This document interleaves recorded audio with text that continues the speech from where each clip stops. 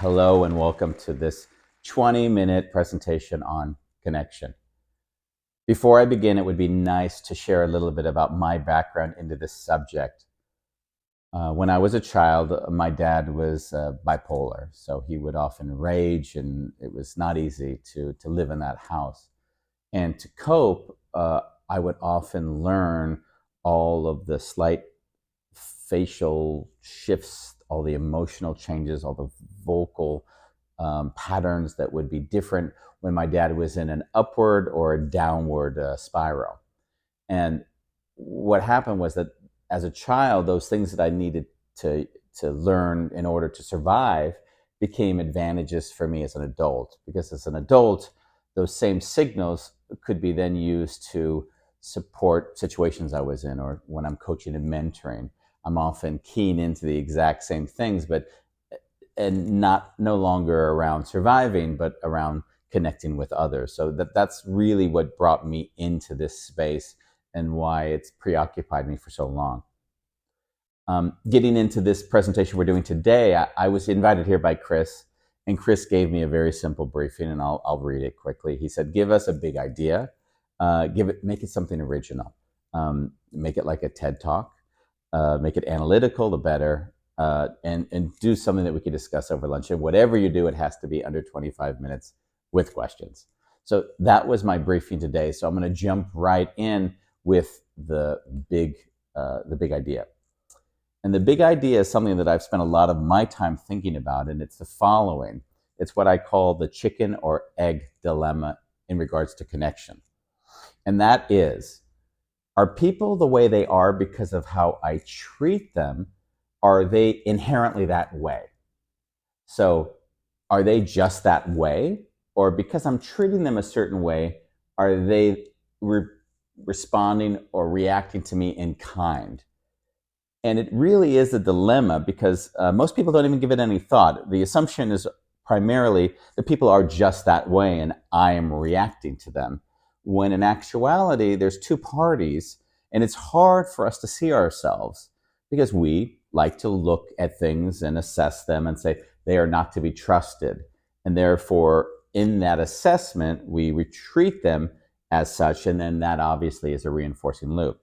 So if we look at it, the negative loop would look something like this. I feel distrust towards a person, and that person feels distrust and acts distrusting to me. I then distrust them more, and then that loop becomes a vicious loop. It just reinforces itself over and over again. Now, to break such a loop is not easy, and it takes a moment where an individual acts in distrust, for example, to me, and instead of me responding in distrust, I actually check in and I respond or change the pattern by reacting to them differently. Now, by reacting to them differently, it doesn't assure that it will shift. It doesn't guarantee that the dynamic will follow another pattern. But what it does do is it actually is a moment where I get to take personal responsibility. I no longer am participating in this dynamic, which obviously isn't working for either of us. Which brings me now to a very personal story. When I was working in Vienna for a decade, and when I was working there was one person who I really had a strong dislike of, and his name was Gerhard.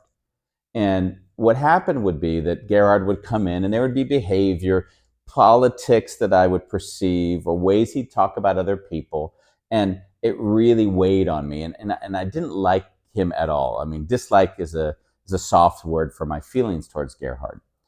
And as I began to become more and more aware of my role in every relationship, I also was aware there was a responsibility I could choose to take or not to take. And what I did was, in regards to him, is I asked him one day to come in my office for a meeting. It was very uncomfortable, but I said, "Gerhard, will you come to my office so we can meet?" And when he sat there, I remember looking in his eyes. I was sweating profusely, feeling uncomfortable, and I just said, "Gerhard, I don't trust you. I just don't trust you."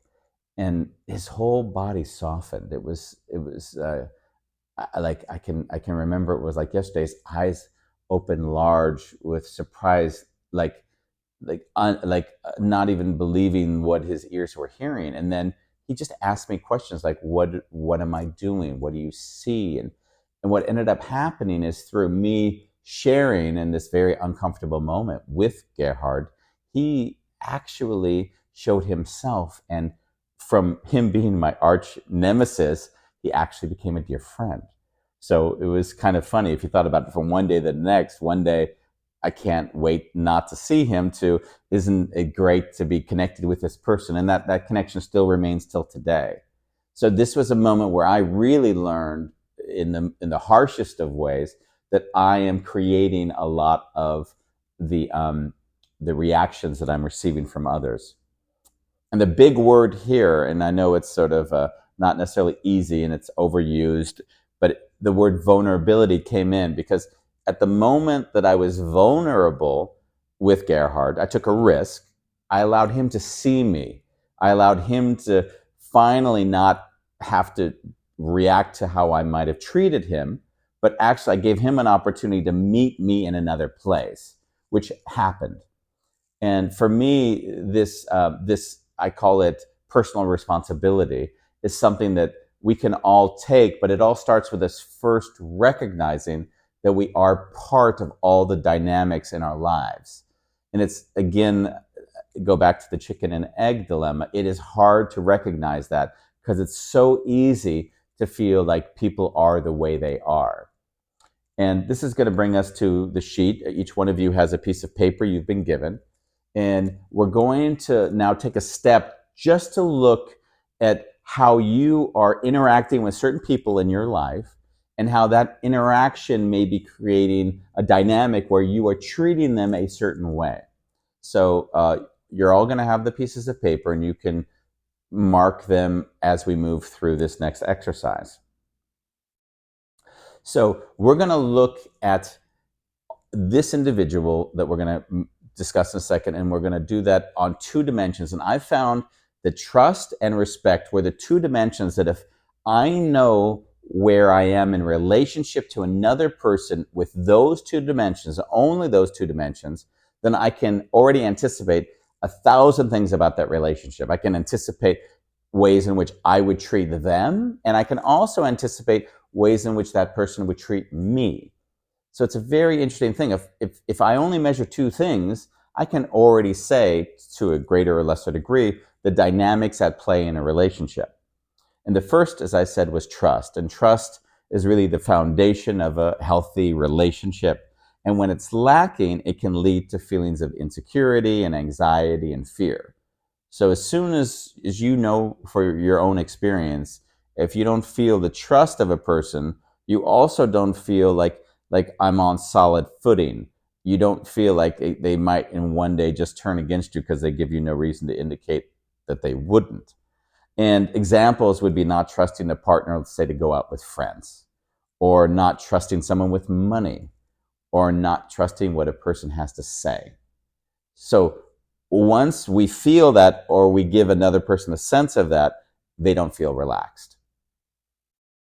On the other side, respect is something that creates a supportive environment. And when that's missing, people don't feel valued and appreciated.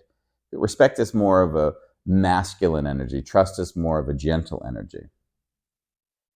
And when one doesn't feel respected, you'll see there's often questioning one's intelligence, or second guessing one's judgment, feeling that they're dismissing their opinion. And those, of course, lead to the feelings of not being appreciated. And to think to yourself for a moment, when one doesn't feel appreciated, how do they respond in a relationship? So now we're going to jump back to our papers, and I'm going to ask you to think of, say, the individual that when you close your eyes and imagine yourself, they make me crazy. I want you to just take a moment and welcome that person into your consciousness for this thought experiment that you'll use your papers for. So take a person who you really don't have a good relationship with. Now what I want you to do is I want you to look at this person. I'm going to ask you two questions, a trust question and a respect question. On the graph, you'll see trust is the x-axis, the the horizontal axis. And then you'll see respect is the y-axis, the vertical axis. So I'm going to ask the first question, the trust question. You're going to move to the between 1 and 10, place your mark, and then I'm going to ask the respect question. You're going to move up 1 and 10, and then wherever that mark, wherever that dot ends, you're going to put an X. So we're going to look at specifically communication. So we're going to look at respect or trust and respect, but we're going to use communication as the topic we're going to discuss. So the first of these questions, the trust question. How much do you trust your partner to listen to you without interrupting during conversations? I want you to just take a moment. How much do you trust your partner to listen to you without interrupting during conversations? On the x-axis. And now we're going to go to the y-axis, respect. How much respect do you feel your partner shows towards your opinions and feelings when communicating with you? On the y. How much respect do you feel your partner shows towards your opinions and feelings when communicating with you? Now you're going to see the measurement of this in 4 quadrants, and each one of these quadrants will have characteristics, types of behavior that you can expect. Obviously, the top right-hand quadrant is going to have characteristics of open and honesty, being supportive, admitting mistakes.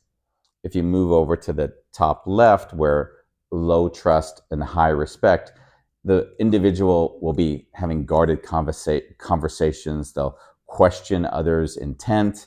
They'll be hesitant to share personal feelings. If you move down to the bottom right, where there's a high trust and a low respect, then you'll see there's the interrupting, talking over a person, dismissing their emotions or opinions, and even belittling their accomplishments. And if you look in the bottom left, the low trust, low respect, then you'll see we're avoiding communication or hesitant to speak up, giving short responses, and changing subjects quickly. Now I want us to take a step and move from this person that we dislike, and I want you to bring someone new into your consciousness. And this time, I'm going to welcome you to bring someone in who you just love being with, who you appreciate and who you respect, and who makes you just feel better when you interact with them. Just take that person into your system for a moment. And I'm going to now ask you the same 2 questions. I'm just going to ask you to use the other graph on your paper to measure the answers. So the first is the trust question. So in regards to this person, how much do you trust your partner to listen to you without interrupting during conversations? Scale of 1 to 10 on the x-axis. On the y-axis, how much respect do you feel your partner shows towards your opinions and feelings when communicating with you? Again, the y-axis. So go ahead and mark where that person lands. Now you can see the responses again, and you'll have again the image of these 4 quadrants and the characteristics of the behavior. So have a look and see what are the kind of characteristics that you experience from that person, and then reflect on, if I'm experiencing that, how am I then treating or responding to this person? So this is a self-awareness exercise. It's not intended to assess that other person as much as to understand yourself through looking at this graph and saying, well, if I experience them this way, how am I responding to them and my interactions with them? Which brings us back to where we started with our big idea. Now, if you were to treat the person that you trust less like the person you trust more, how might that change the dynamic between the 2 of you? Again, I'll ask that one more time. If you were to treat the person you trust less like the person you trust more, how might that change the dynamic between the 2 of you? It's not an easy question to answer. It's very easy to look and think that people are the way they are and I'm interacting with them, and to neglect the fact that they're responding to me in how they are. And it's a risk you get to take, but now hopefully it's a conscious risk. It's a decision that you get to make. And that brings us to the close. This is the end of the presentation, or what I'd possibly like to say is the beginning of a new opportunity for you. So thank you very much for joining me.